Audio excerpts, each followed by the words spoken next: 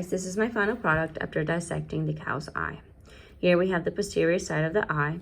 Here we have the interior side of the eye. I'm going to start with the interior side of the eye. And of course, here we have the cornea. And of course, the cornea is typically very clear when the animal is alive. The outside layer here is called the sclera. And of course, the cornea, you can see that it's very continuous into the sclera layer. And when I opened this, there was a very jelly-like fluid. This jelly-like fluid is actually called the vitreous humor. And the vitreous humor pretty much just helps keep the shape of the eye there.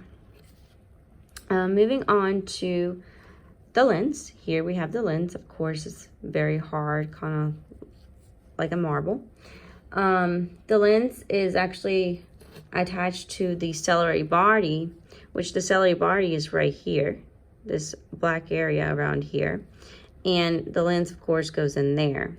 The lens is actually surrounded by these ciliary muscles.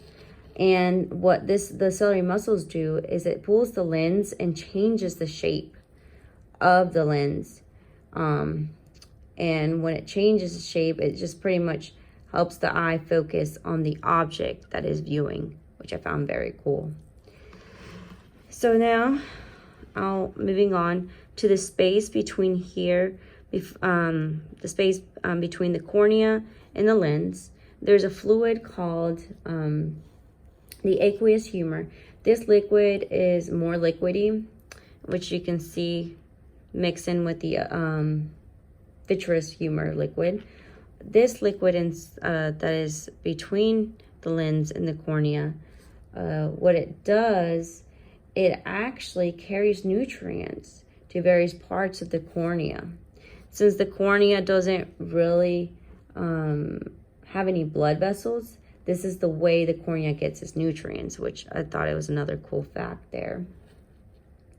So moving on here, inside we have the iris right around here, if you can see that.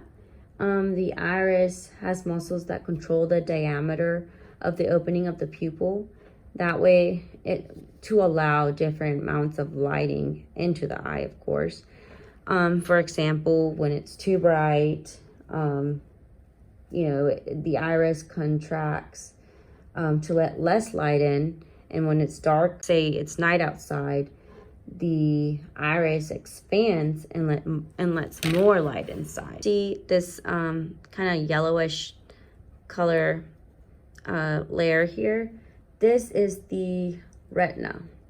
The retina has photoreceptors. This is where the light hits, and it's interpreted by photosignals, which are signals the rods and the cones. Cone is more for the color, and rods is more for black and white. After the light is interpreted by the photosignals, the light then is turned into electrical signals, which are transmitted to the optic nerve. Here's where the optic nerve comes in. As I take this layer off, there's an area here where the optic nerve is found. This area is called the optic disc. You see here, it goes through there, all the way through here, and that's the optic nerve there. Here in the optic disc area, there are no photoreceptors. This is an area that is often referred as the blind spots, since no images can be formed here. Right underneath, after I've taken this flesh color layer, here we have this very shiny, colorful layer. This is the choroid coat, very richly supplied with blood vessels and pretty much provide nutrients to other parts of the eye. It prevents light from scattering and reflecting around. In humans, it is not this color. In humans, it's pretty much very just a dark color. But in cows, of course, this is the color. And this reflective material is actually called the tatum lucidium. And it's a reflective, its reflective properties allows a cow to see at night. But no. So when you see those animals outside in the dark with glowing eyes, this is what's reflecting off of them.